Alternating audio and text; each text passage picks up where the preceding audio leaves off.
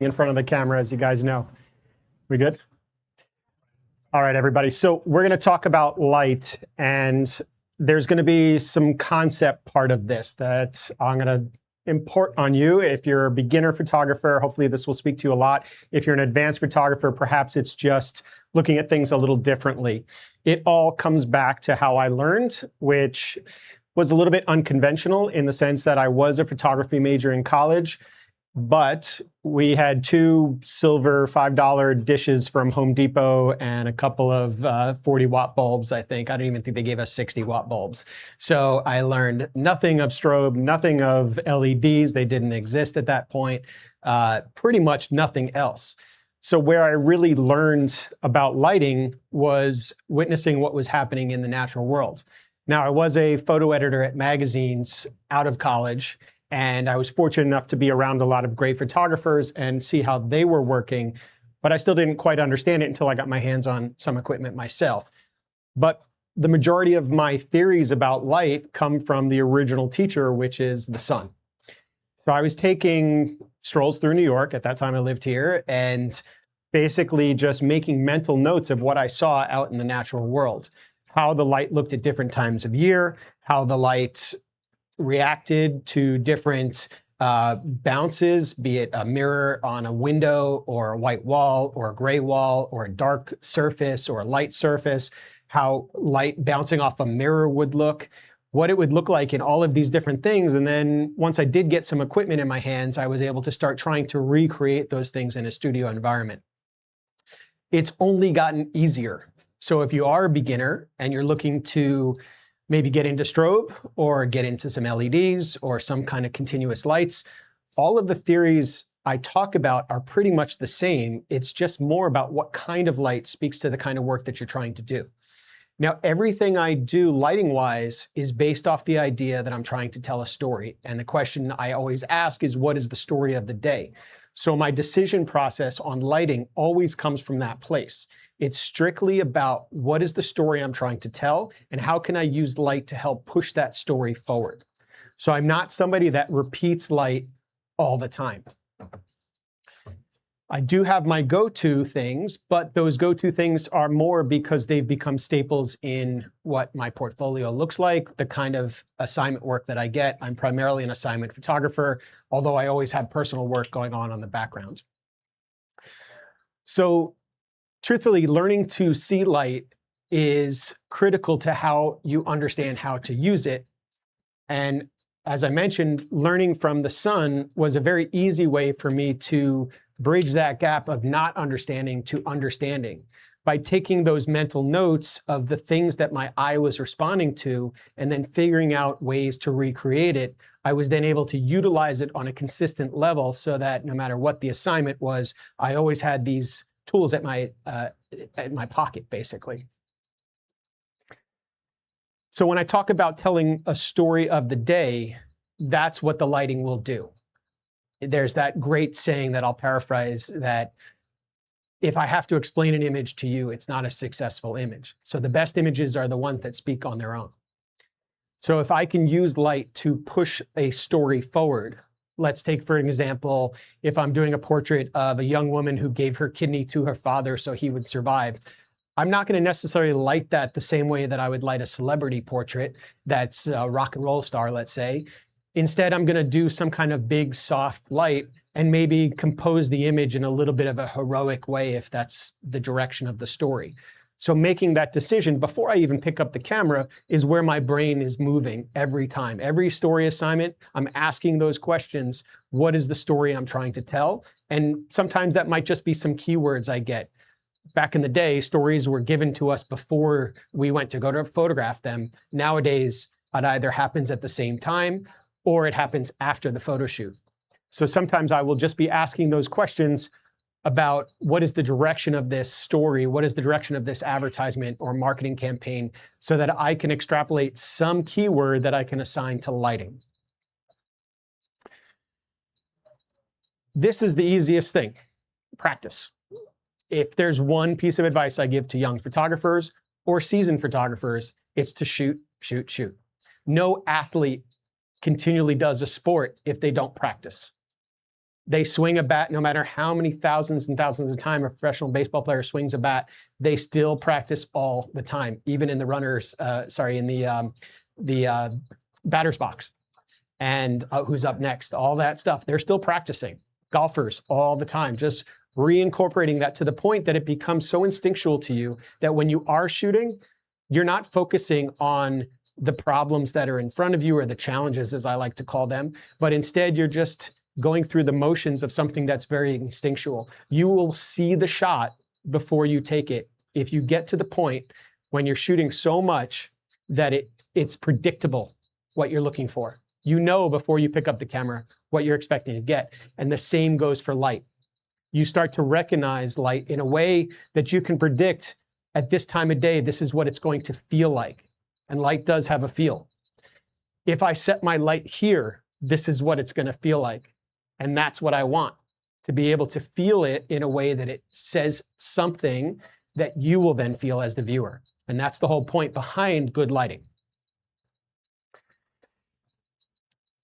So some of the images from my work, I'll just go into how this happens. You know, understanding what a cloudy day looks like and how can I recreate that in a studio if I need to. What is a cloudy sky? It's basically like a big soft umbrella, right? So by seeing it out in the natural world, when I do get into a studio, whether it's an LED or some sort of continuous light or a strobe, what modification can I do to that light to give it the same feel as a cloudy day? And at the same time, if I'm out on location and I'm presented with a cloudy day, what can I do to make a successful image if that's all I've got, if I don't have any lights with me? So recognizing those things and being able to use them. So recreating in a tiny little office space, not much bigger than this, I'm going for the same thing, that same cloudy light feel, big and soft, and send a message out there in the world, whether it's just a beautiful light or if it's just trying to get something that evokes an emotion from my subjects looking at the subject of my photograph, the viewer, I should say. So all I did here was take a 7-foot umbrella, jammed it up into the ceiling, and pointed it down the center to my subject in order to get that nice big spread of light in a very small space and make something look bigger than it actually was. Because we were stuck in a small room, I didn't want it to feel small. Then there's times where you will make these mental notes of what did the sun look like at the end of a day? What does it feel like? This was an assignment for magazine where I had to do a portrait of one of the writer-directors for the TV show The Last of Us, excuse me. And all I knew about it was that it was about this apocalyptic world. I hadn't seen the show at that point. It wasn't even out. So I wanted to create something that had that vibe. So picking the right location was number one. And number two was then recreating the feel of late day sun. I guessed correctly because when I did watch the show, I did see they did a lot of late day shots. It was something that thematically they went for, a very warm light and very warm feel of it. So this location happened to have these busted out windows and that kind of a vibe of that sort of past life. And I just took an LED and put it outside, warmed it up. It's a bicolor head from Westcott, so I was able to just use the color temperature change on the back of it and warm up the light to make it feel like late day sun and shoot it through the window and direct my subject where to stand so that the light would hit him properly.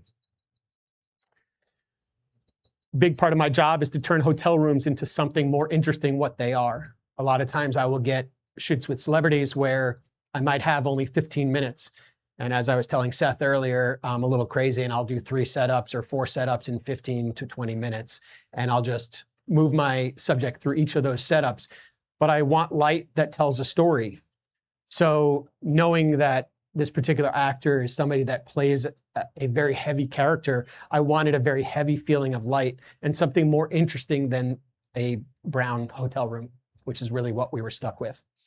Limitation of space is a big part of that. So understanding how to use light in a small space is critical, and how to not overlight something so that it feels like you're lighting it. I want it to be more subtle. Subtlety is a big part of my work.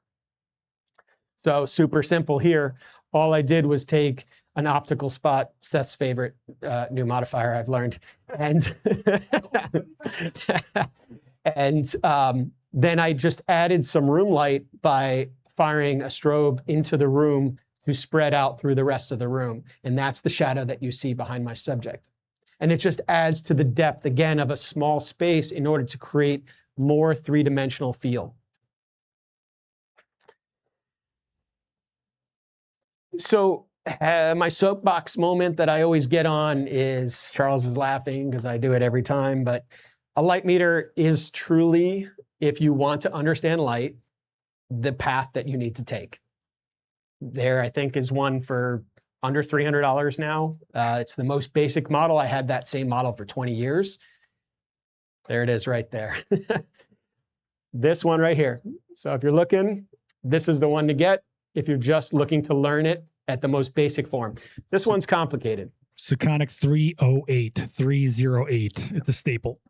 20 years I had this. The only reason I changed is, thank you, is that I moved at the time to shooting travel, and I was having to spot meter far off walls of a castle, let's say, or a building across a lake and things like that. So I needed a spot meter in order to do that.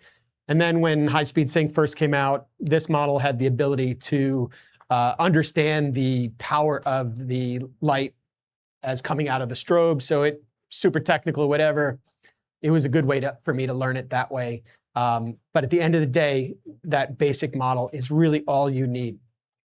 The reason I stress it so much is that in the process of trying to understand light, what I would love for all photographers to do is to get to a place in their life where they know the f-stop in their head before they make an image. Before you even pick up your camera, you're already seeing the f-stop in your head. You should all know what every lens feels like. You should all know what every f-stop feels like. That's your aperture, right? So how do you get to that aperture? And of course, the most basic understanding of shutter speed and aperture and their inverse relationship and how you can use ISO to increase one or the other or both is really all part of the technical aspect of this. But the reality is that if you think in f-stops in your brain, you're already way ahead of the curve because you already know how to solve those challenges we talk about in that small hotel room or in that small location, in a small space like this. How can you use ISO to get yourself to the place you want to be? And the light meter does that for you. You set the ISO, you set the shutter speed that you're going to be working at, and the meter will tell you the f-stop to get to. So if your basis for the shoot is 5.6, then you already know what you're going for. And then that first image out of camera is pretty much on point. That only makes you look more professional as a photographer to your clients, especially if you're shooting tethered. Enough of my soapbox. That's a different speech, to be honest with you. So recognizing light is really what this is all about. As I mentioned, that process of me walking around New York City at that time and understanding different times of year and different conditions of light and what it would be if I shot this portrait at 2 p.m. in February versus 2 p.m. in June, where one works, the other one doesn't.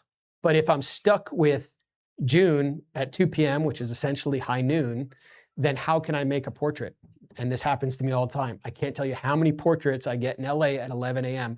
And once it hits 9 a.m. in LA, that's noon.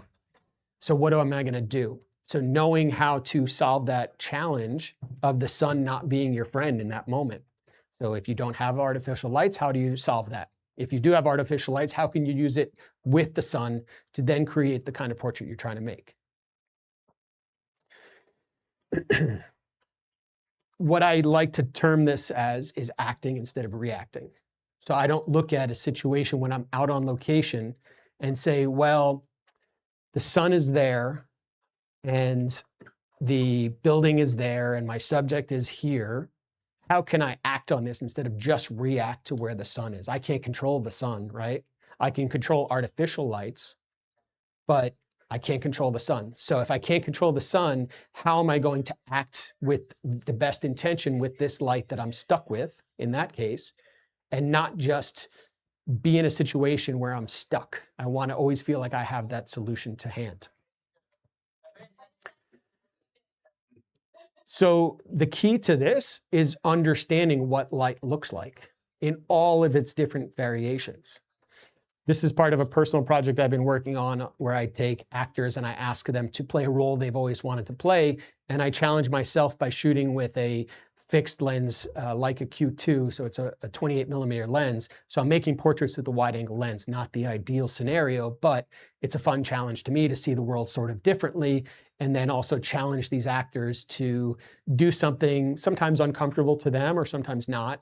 But at the end of the day, with our Joel Grey character from Cabaret, this was his choice, I wanted it to feel like a marquee outside of the theater. So what does that light look like? I had to understand that in order to recreate it. I recreated it with the lights that we're going to use today, the Westcott ice lights. And I literally had my makeup artist holding it for me as we were walking around downtown LA to create these images. And just directing her a little bit this way, a little bit that way, or just more simply just saying, hold it right here, a little closer, a little further away, and then I'm reacting to that as well. Color temperature has a lot to do with this particular project. As you can see, that's the setup there, super simple. Just one LED, battery powered, something I love to do. But then I changed it also. I wanted it to feel different in different scenarios. So as we moved around, I played with the color temperature, something I don't do a lot of, but I'm starting to get into a little bit more lately, especially with the ice lights. And so I wanted to play off the green in the background. And so I used that as a key light. Understanding open shade. That's the great solution to having to shoot at noon. Open shade always looks good. The first time I experienced it, I was in Montana, and a friend of mine had introduced me to a rancher. And this guy was literally straight out of Marlboro Man. Like, I don't know if you know that ad, but you know, the quintessential cowboy, essentially. There was no way I could leave this ranch in the middle of the mountains in Montana without making a portrait of him. But it was hard noon. The entire landscape was dirt, but there was a barn. I put him just inside the door of the barn, and I recognized that the sun was bouncing off of the sand, which would create a great fill light. So using that fill light, I was able to do the portrait. Fast forward to 12 years later, and I'm shooting Terry Bradshaw. I only have him for a certain period of time. He's an NFL legend, if you didn't know. And here we are, it's noon, and we're at his horse stable in Oklahoma, and he's showing us his horses, and he's super energetic, and I don't want to lose that. So having him just inside the shade of the building, I was able to do and recreate that same feel. So I recognized it 12 years earlier, and I'm now able to use it as many times as I need to when I'm in that scenario. Same thing when you got 2 minutes left in your photo shoot with Glenn Powell. This was across the street from our location. I noticed the white, I always look for a white wall. It's an old habit of mine, Avedon thing. But when I was parking, I saw this white wall underneath a kind of an old, in LA, there's a lot of buildings that look like there used to be a gas station there. So they kind of have a cut through in a sense. A lot of old hotels have it. I saw this white wall across the street, and I knew I had 2 minutes left with him. And I said, you know, there's one more shot I'd love to do. And I just took him there. But again, recognizing that natural light, in this case, was bouncing off a building across the street and then coming across Sunset Boulevard. So that's why you see the light sort of push from right to left. But again, recognizing that and knowing to use it. A lot of the assignments that I do, I might be in a location for less than 24 hours, less than 72 hours, and I have to create all kinds of time of day in those situations. We have the manager of a tobacco field here, and we wanted to recreate for the marketing material for this brand, the feeling of him going through the tobacco field in the early morning or late day.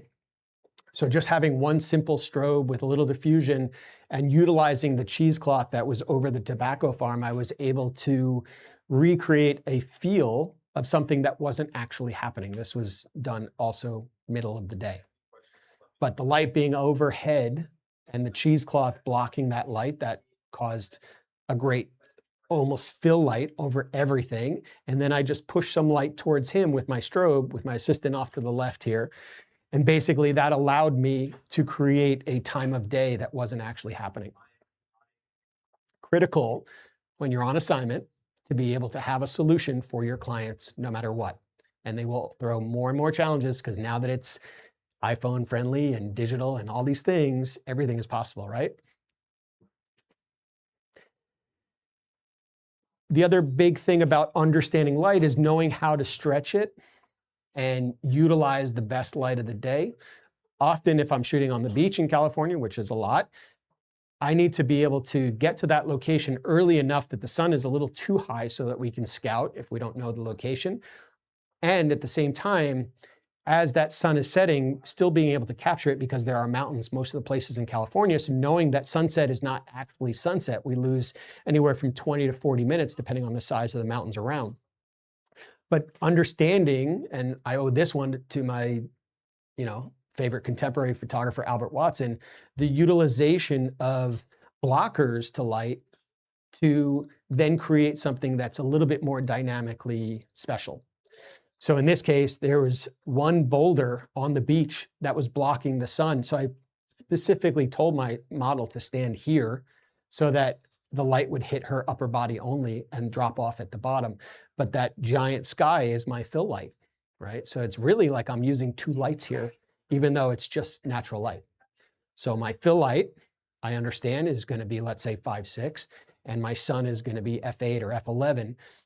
And I'm making my exposure like that on purpose. Now, a light meter will help you a lot in those situations when you want to understand if your light is here and it ends and it's dropping off, what does that drop off look like? How heavy is it going to be? How can I use shutter speed to open that up just enough that I'll get some detail in those shadows? Light meter will help you get there. Trust me on that.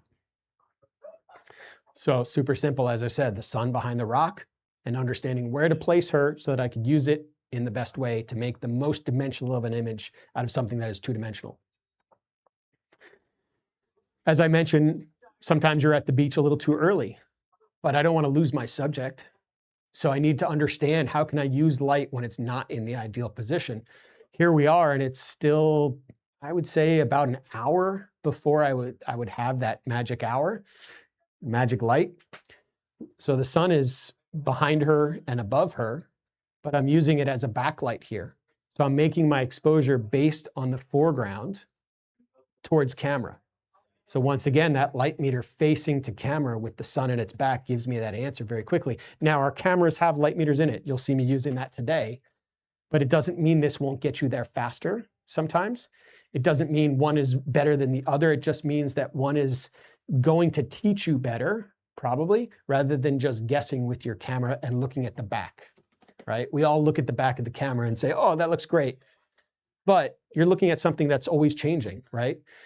Outside, it looks a lot different than it does inside. You're not in a perfect environment. If you got one of those little lens hoods, okay, that's better, but you really should be reading the histogram at the very least. But a light meter will tell you exactly what it is, or put you at least in that ballpark so that you can hit that exposure better and faster. Yes. In the previous shot, did you not try to use the reflector on the subject? Okay. So the question was if I wanted to use a reflector on my subject in order to bounce light into her.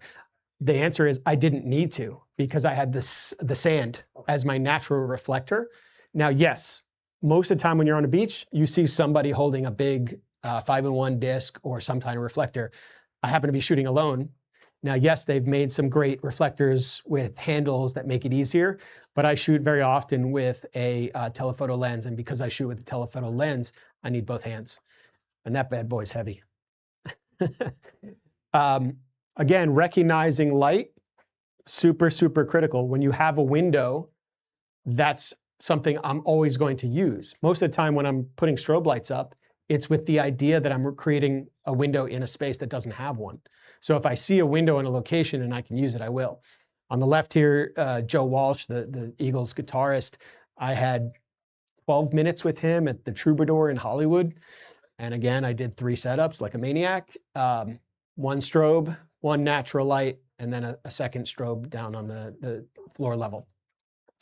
Getting an 87-year-old guy to move to 3 locations in 12 minutes is challenging. So my shooting time was cut by his moving time.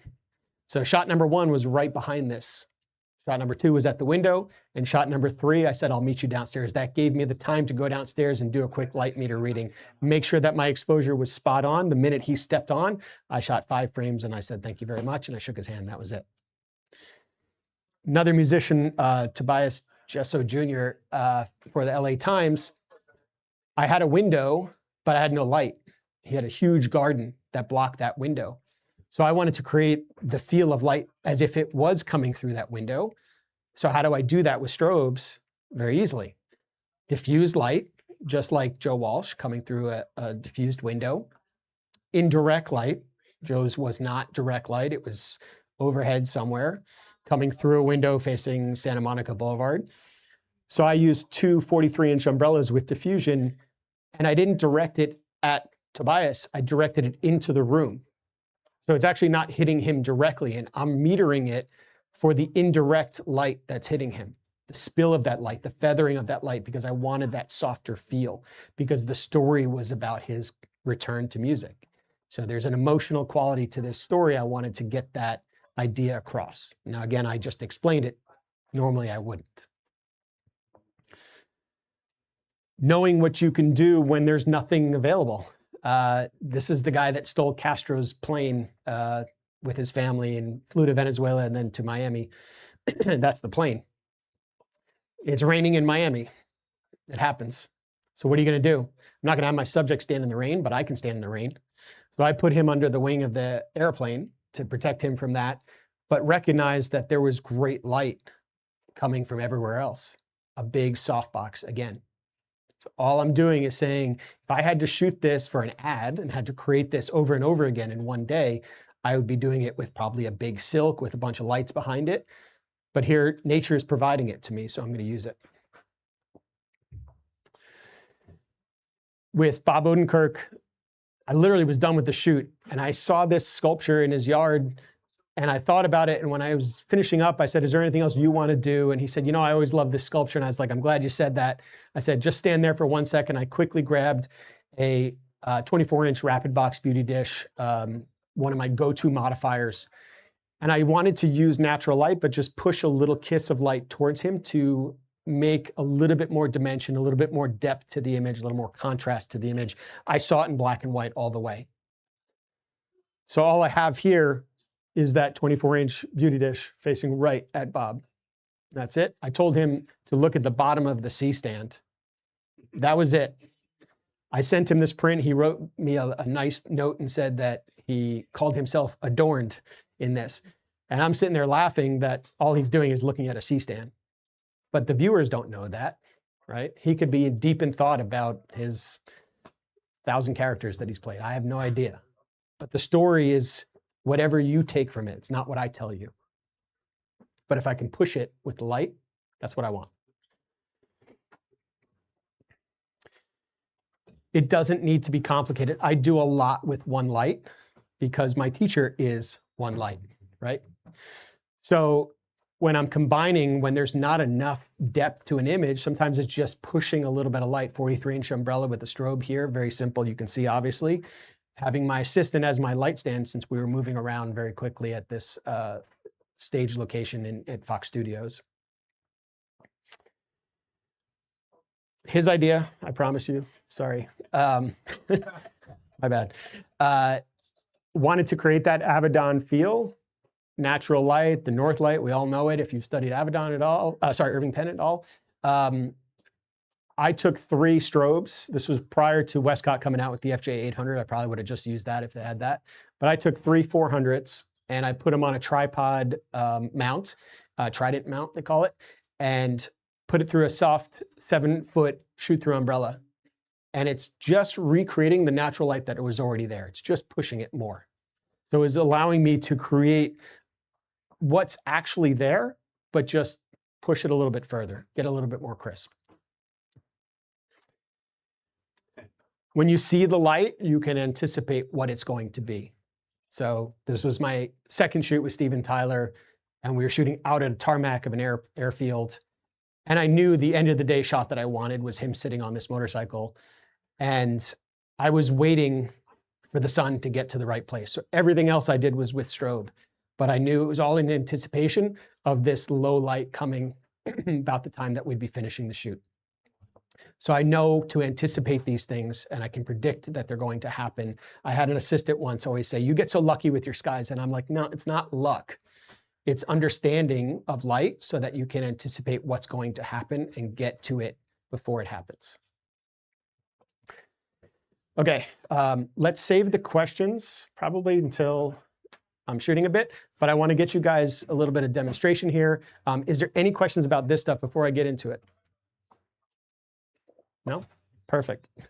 You understand everything then. I love it. Okay, we got our feed here. Yeah, we're good. Make sure camera's on.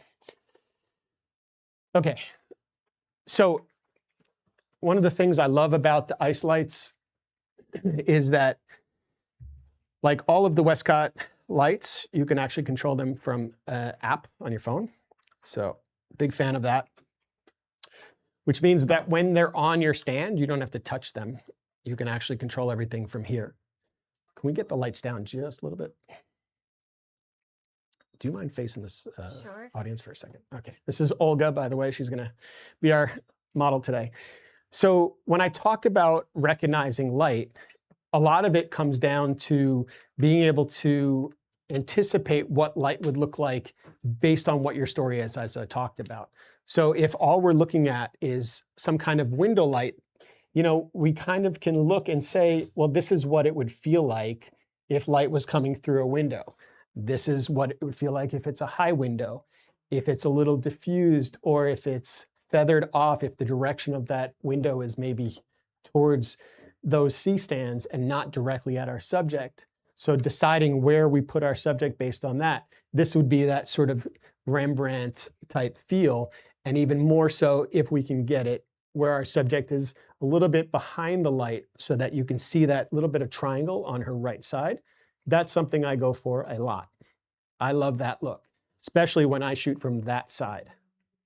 And that's thematically something I do a lot. So you start to create a look to your work. That's how you stand out as a photographer. That's how it makes you unique.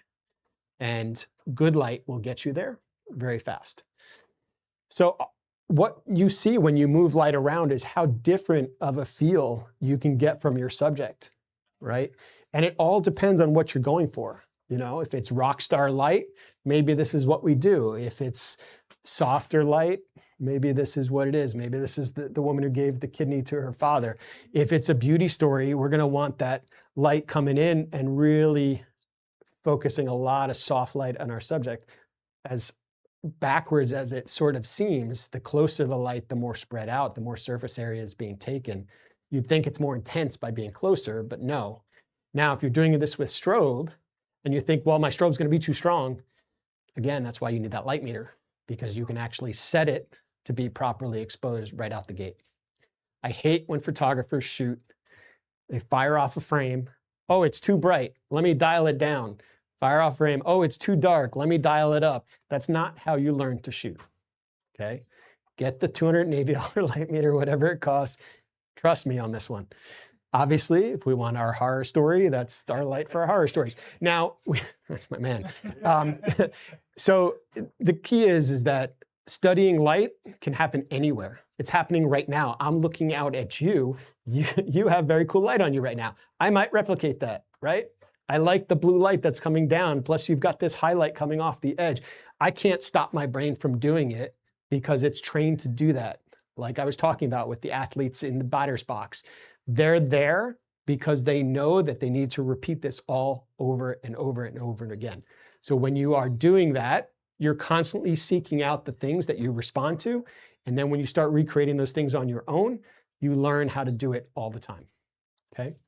Now, one of the key things that I learned was this idea of what does a highlight look at. At the time I started really moving a lot with strobes, I was shooting fitness. And because I was shooting fitness, muscles needed highlights. Especially at that time, that was the style. So understanding where is this backlight going to be that's going to give me the best highlight on my subject in conjunction with a key light that's going to light them and complement that key light. Maybe be a sharper edge, maybe be a colored edge, whatever it's going to be, where is that light going to go?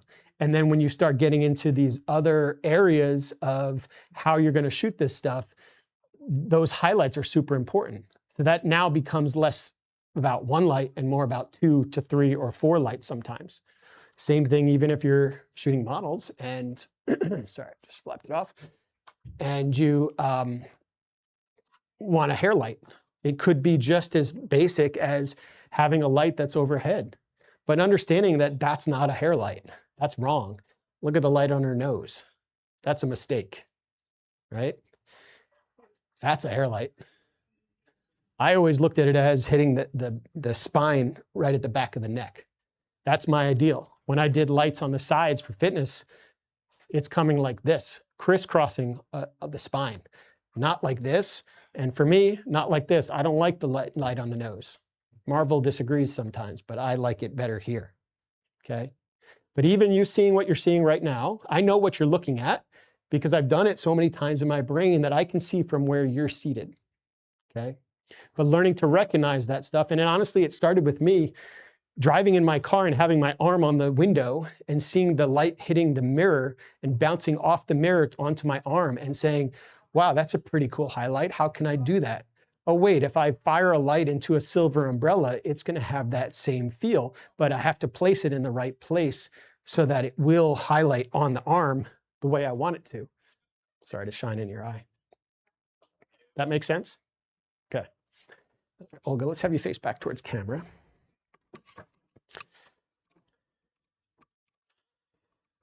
All right, so to demonstrate that idea,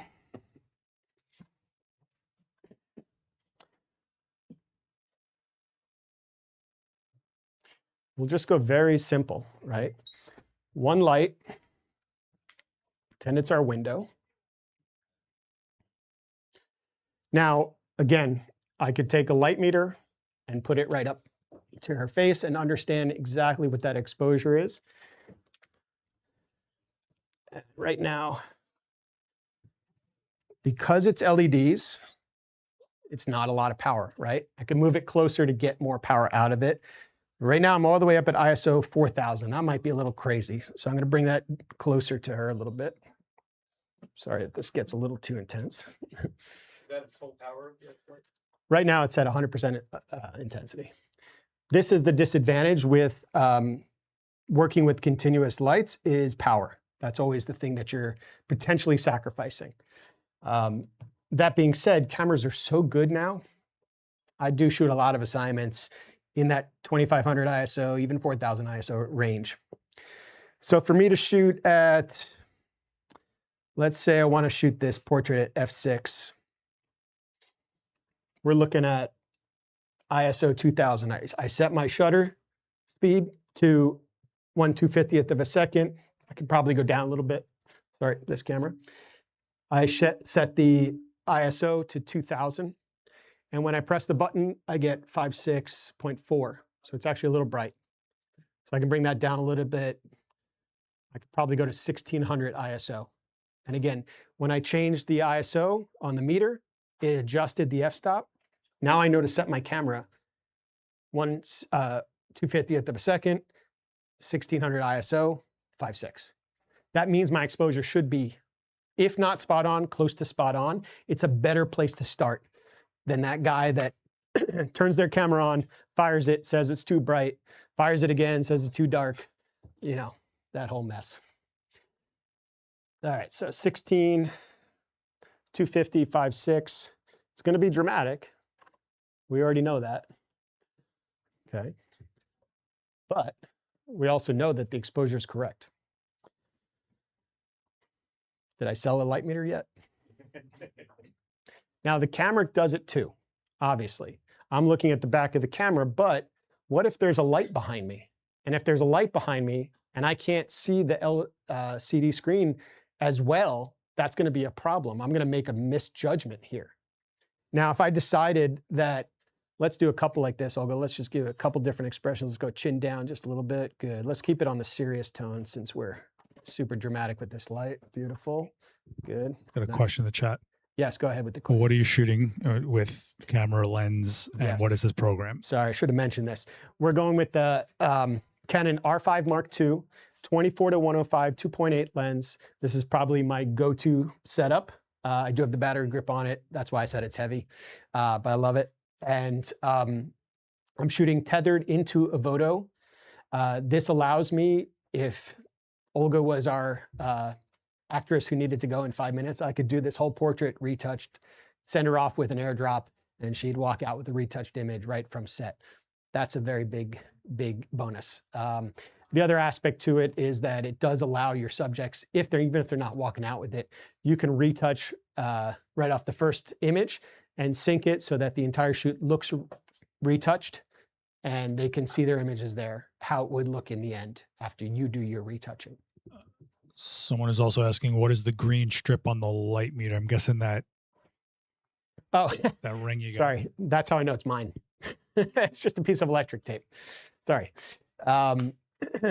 The tether is Tether Tools tether cords, and other than that, it's, as I mentioned, the Westcott ice lights, and the Sekonic light meter that I'm using is the L858-D-U.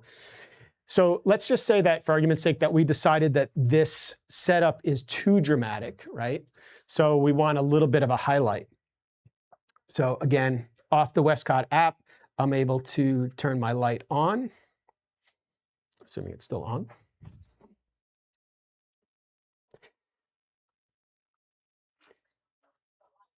There we go. Okay, now with that, we can do the what you see is what you get version, right? And that would be basically just saying, okay, well, that looks pretty good, so let's shoot it like that. But in an ideal world, we would want to understand what this light is doing. So instead, this is where I would be taking that light meter back out, ISO 1600, 1/250th of a second, and taking a meter reading off of this light alone. I'm not reading towards camera, I'm reading to the light because I want to understand what this light is doing to subject, okay? Sometimes I will also read here, but that's going to get affected by my key light if I don't turn it off, right? When I shoot with strobe, it's the same process. So we're getting 2.03 out of that. So between 5.6 and 2.03, we're looking at about 2 stops difference. But it's the quality of light that we're concerned with here. It's edging across her. When I talked before from behind her, when I was showing you guys the highlight, what it looks like, this would probably be pretty ideal for a fitness shot, but maybe it's a little too harsh here. So if I decide it's too harsh here and I just want it to be more subtle, then I'm going to take that down. So I'm going to lower the intensity of it. Let's make sure I got the right one. And I just want it to be just a kiss of light. Okay, so I'll go come back to me. Great, right there. Nice.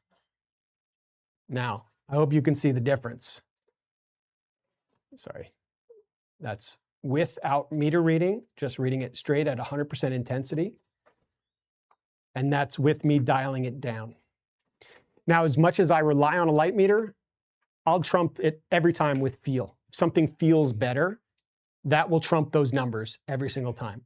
So if I read it 5.6, but it feels better at 4, that's what I'm going to go with. If I think in my head, oh, it should be 2.8, then I don't like it and it really should be 4, whatever. I'll turn it up, turn it down, whatever feels right. It's kind of like cooking where you're adding a little bit more salt, a little more pepper, whatever feels right to you. So this is about 26% intensity. I'm going to bring it up just for feel to 50% and take one more. Let's go chin down just a touch. Good, right there. Nice. Chin up just a little bit. Nice, right there. Good. That to me is probably better. Let's say that, you know, the assignment was author of a horror book and, you know, some thriller book or something like that. That might be what I would do in a setup like this. Any questions with this? Anything in the chat? Okay. All right, so what the ice lights also allow for us to do is get beyond what our natural eye would see and maybe get a bit more creative. And it's something I've been doing a little bit more of lately, as you saw with the portrait of the cabaret guy. So let's play around a little bit with some color. Yes. Edgar is asking, what do you shoot with, more LED, strobes, or natural? Which do I shoot more with? Yeah. What Okay. type of light? Strobes, LED, or natural light? Yep. So majority of my work is strobe, primarily because of speed. However, I never thought I would like these ice lights when they first came out. I was like, they look like lightsabers. Okay, that's cool, but it seemed a little gimmicky to me. I've been using them for the last like 3 months and a lot on assignments, and it's opening up other doors in my mind, particularly that shot with the cabaret guy. I don't love gels. I think they're a little gimmicky sometimes. I think there's a time and a place for them, but I'm not somebody that really jumps on trends. So there was this whole trend of the red and the blue gel for every portrait for like a year. It went away, right? I lean more towards, Seth is laughing. I lean more towards the classic light setups, I would say. But seeing what I can do with color is sort of changing my sort of eye a little bit.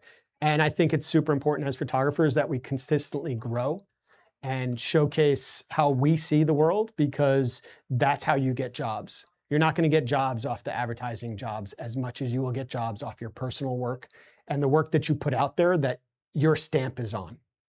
So if you're a young photographer and you're creating your portfolio right now, I beg you to not just mimic what everybody else does. Start making work is how you see the world. If the world responds to it, fantastic. If it doesn't, keep trudging away, because it will at some point, right? Okay, so let's do a little color here. So I'm thinking this will feel a little bit more futuristic.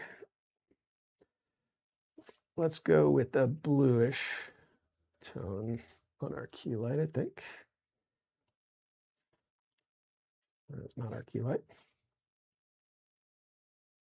Turn that one off for a sec. There we go. Okay, this is going to have a very different feel. And with our second light, let's go kind of warm. So because I can control the hue, saturation, and intensity with all of these lights, I'm able to change them quite a bit. You can go with your CCT or Kelvin temperatures. If you shoot video, they also do a bunch of different effects, like what it would look like to have a TV on in a room, or an ambulance coming from outside, something like that. So you can really change the vibe of the photo shoot or the video shoot very simply. Yes. So Noah's asking you, how do you leverage the light meter when doing flash photography? Light meter is critical for flash photography. You really can't do it without properly. So this is particularly where I get on that point about the soapbox. If you're shooting your strobe and looking at the back of your camera and guessing up or down, you're doing it wrong, in my opinion. The light meter will put you in that position to understand exactly what that strobe is outputting so that you can set your camera correctly. If you don't do it, you're literally just doing it wrong. There's no simple way to say that. I know you agree. I would say I agree, because your critical is balancing the ambient light with your strobe and how much strobe is the actual exposure. So instead of guessing 2 different exposures at once, you get a reading of both. I think the key, I'll add to that, is that you're understanding what every single light is doing on a shoot. Right. So in a case like this, if these were strobes, I want to understand what each of these lights is doing, because I can't have the what you see is what you get effect that you get with LEDs. So yes, there's a disadvantage with LEDs on power, but the advantage is what you see is what you get. So if you're just learning light and trying to understand light, that's a great way to do it, because as much as you move these things around, it's exactly what you're looking at is what you're going to get through camera. With a strobe, it's a guess, because you may not understand it's literally the same thing, but you just can't picture it because you haven't done it enough. And if you have modifiers in front of those strobes, then you're really guessing, right? You don't know what it feels like to look like through a rapid box beauty dish or through an umbrella. So learning both is better, for sure, but strobe is very effective for most jobs. So for me, it's pretty much where I lean towards. Okay, Olga, let's have you looking down into my hand here. Yeah, perfect, just like that. And just a little bit towards me. Good. Stay where you are. So here we are where I'm looking and I see that little highlight hitting her nose, which for me, I don't like. So I'm gonna move my backlight a little bit to accommodate that. That's great right there, perfect. And let me get your eyes right here. Keep your nose where it's at, but just your eye line right to my finger. Right here. Keep following it. Just your eyes to me. Yeah, right there. Right here. Perfect. Good. A little bit more. Great. Nice. Good. Okay, so obviously much moodier, much different feel, right?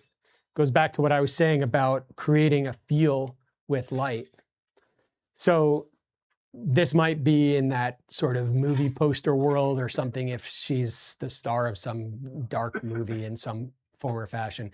I'm purposefully getting an exposure. I see a little bit of light on her nose, so I'm going to adjust that. I'm purposely saturating quite a bit because I want that blue to feel very, very strong.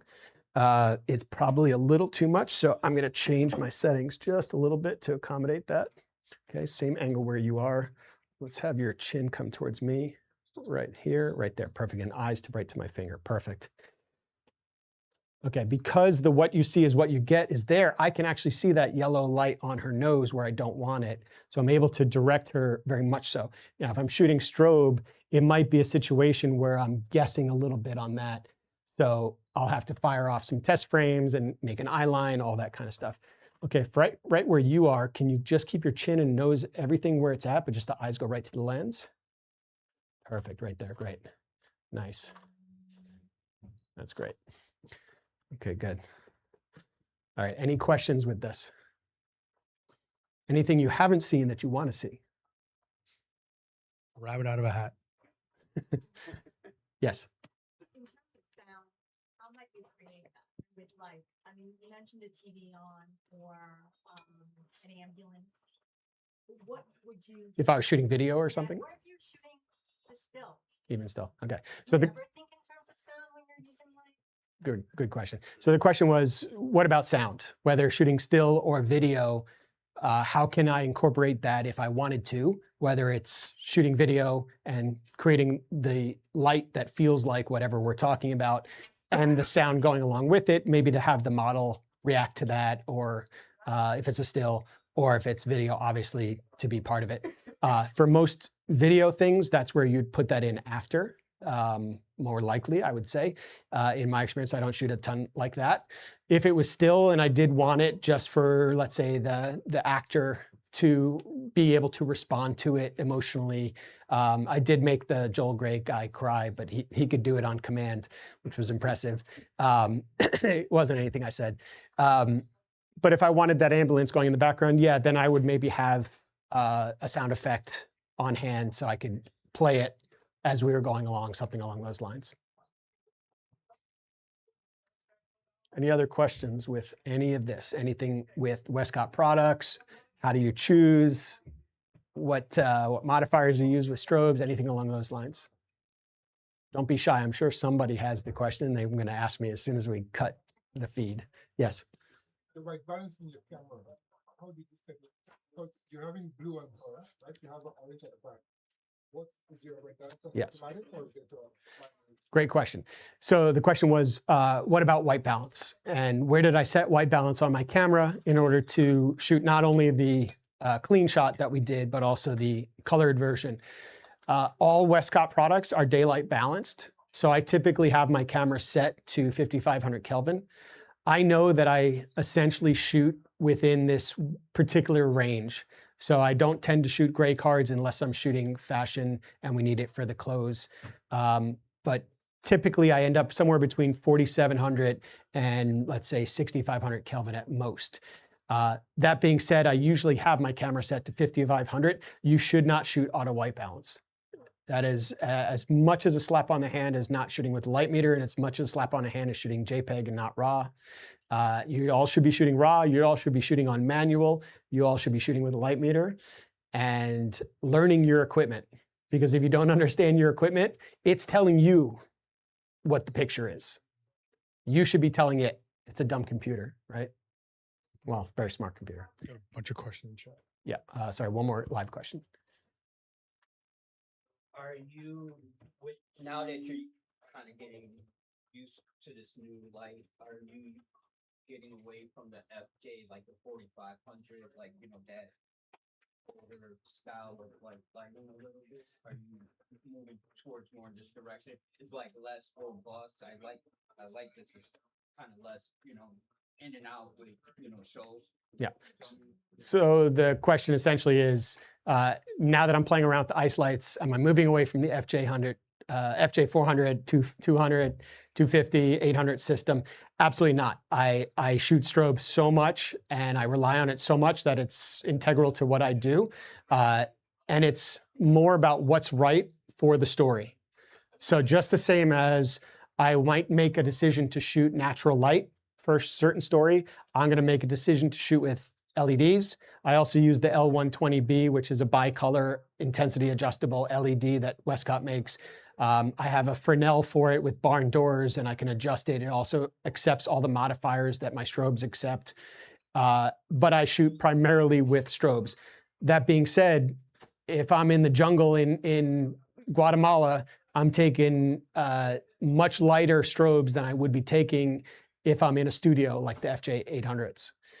So it's the right tool for their job and enough power for the job that I need to do. If I need to overpower the sun, I'm going to have that FJ 800 with me. So it's more about what's right for the job than anything else. Questions on the chat? Yeah, I got a few here. So one question is, when shooting in an environment where flash will overpower all the other light sources, how do you calculate the right exposure? Is this a math equation you must solve with the light, power, and ISO? All right, so quick answer, don't overcomplicate it, right? As technical as this all seems to be, I'm not the brightest bulb in the fixture. It's not rocket science here. Like, it really comes down to what are solutions that I can rely on and repeat over and over again. So the easy answer for a situation which I find myself in a lot, I might be in a room where I can't control the overhead lights. Another reason for strobe. If I was shooting in a room where I have this light, there's no point to just using these ice lights.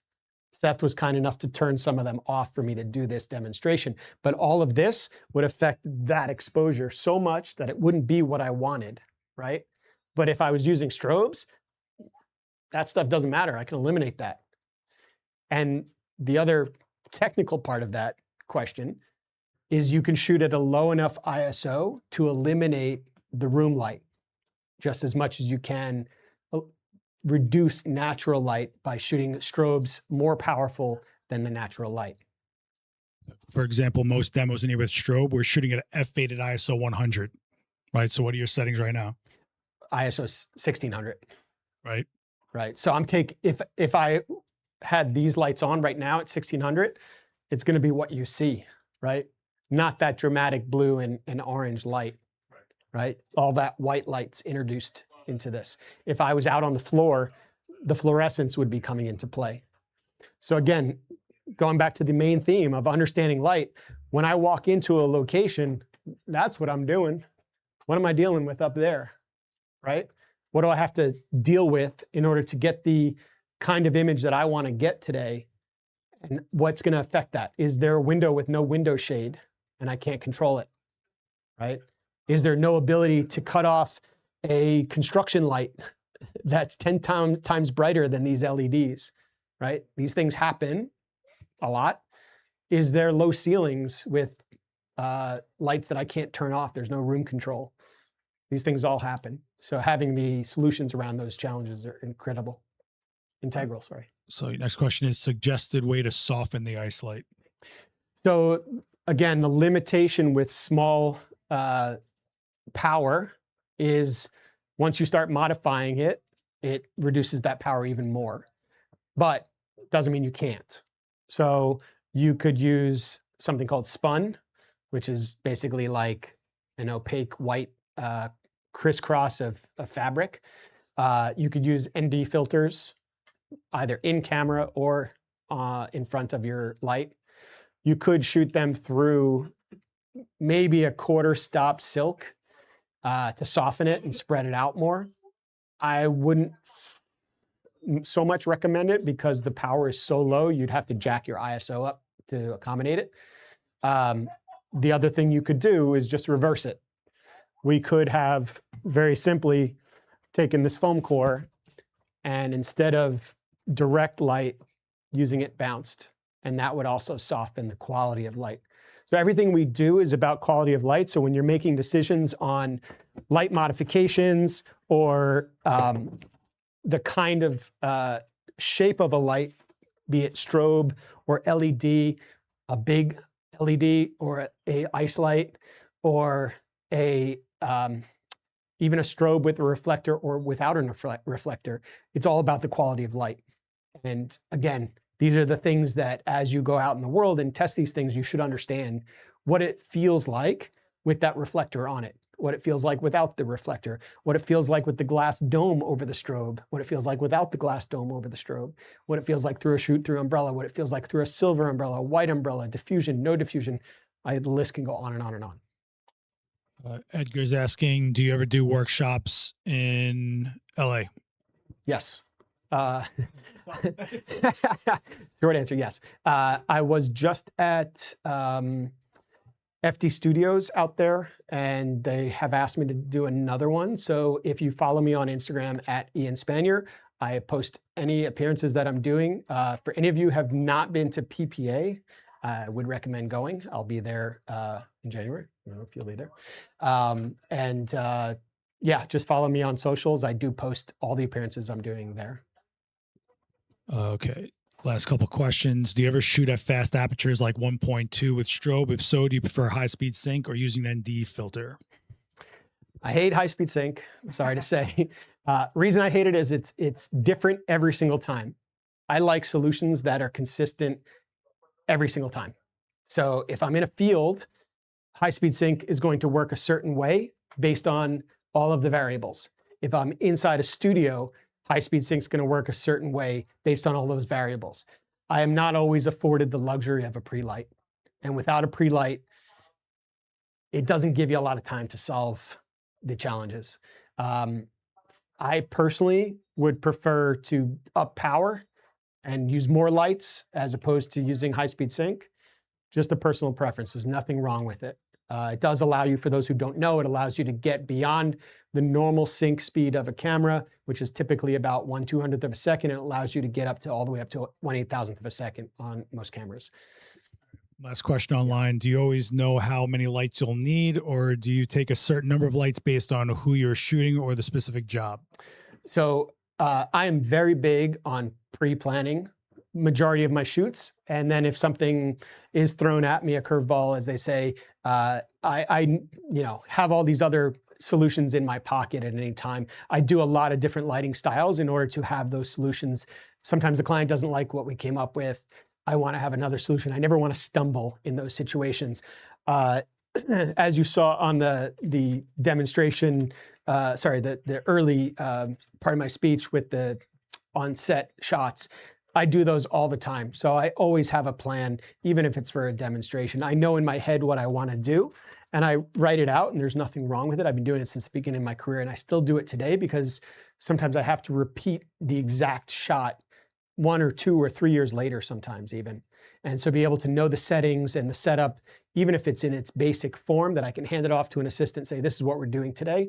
I got to go deal with my client for a minute and have them start setting up, even if it's the modifier. Typically nowadays, I can recognize what kind of a modifier things are, but products change, new stuff comes out all the time. Improvements are made, obviously, to all this equipment. So being able to keep that notated in a notebook is something I would recommend to people. Any other questions from you guys? Yes. Those are bandoliers. They always come in that black, or do you have them in silver, or they like to increase the intensity of the light? Or? Sure. So the question about the ice lights is if they only come with the white tube, I guess you'd call it. Yes, that's the only version. It does. The Ice Lights 3 come with the barn doors. There is a version, I think, that comes without the barn doors.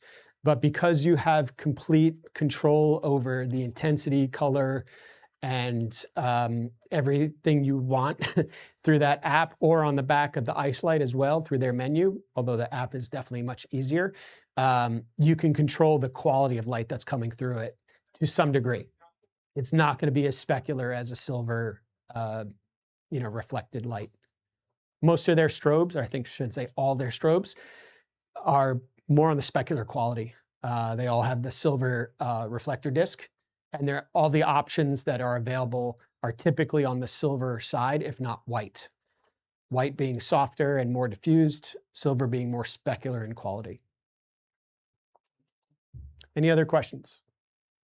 Thank you to Olga. Thank you, Seth, and Adorama. Westcott, if you have any questions about Westcott, feel free to hit me up on Instagram at any time. Questions about a Voto. You didn't really get to see me use Spider Holster, but big fan of it. I always have it on my belt. That's how I hold my camera. That's nice and heavy, and it frees my hands up to move my lights. Tether tools, a Voto. Feel free to fire any questions at me. I am the only person on my Instagram, so I will answer your questions. Clap, clap, clap, clap. Thank you.